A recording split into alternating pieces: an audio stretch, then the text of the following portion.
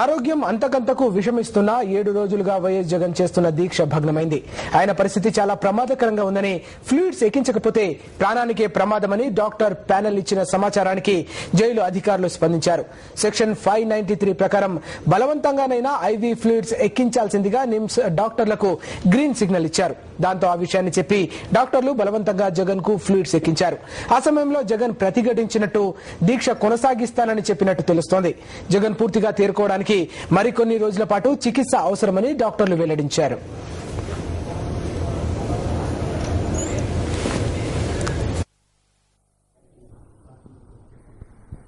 చూడండి